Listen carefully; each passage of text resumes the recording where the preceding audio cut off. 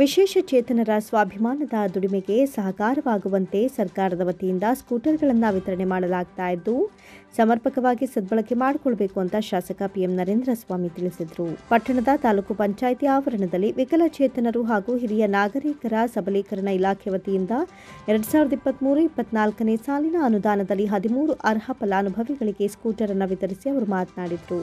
ಮಳವಳ್ಳಿ ತಾಲೂಕಿನ ಹಲವು ವಿಶೇಷ ಚೇತನರಿಗೆ ಆನ್ಲೈನ್ ಅರ್ಜಿ ಹಾಕಿದ ಫಲಾನುಭವಿಗಳಿಗೆ ಸಿಇಒ ಅವರೇ ಪರಿಶೀಲನೆ ಮಾಡಿ 13 ಜನರನ್ನು ಆಯ್ಕೆ ಮಾಡಿದ್ದಾರೆ.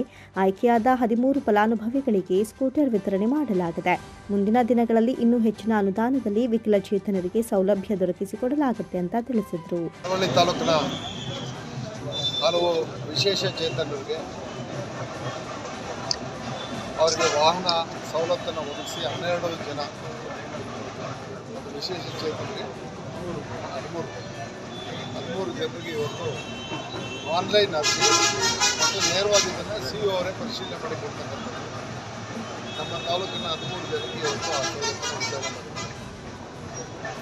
ಇನ್ನೂ ಮುಂದಿನ ದಿನಗಳಲ್ಲಿ ಹೆಚ್ಚು ರೀತಿಯಲ್ಲಿ ನಮ್ಮ ಬೇರೆ ಬೇರೆ ರೂಪದಲ್ಲೂ ಆ ರೀತಿ ವಾಹನಗಳು ಅದನ್ನು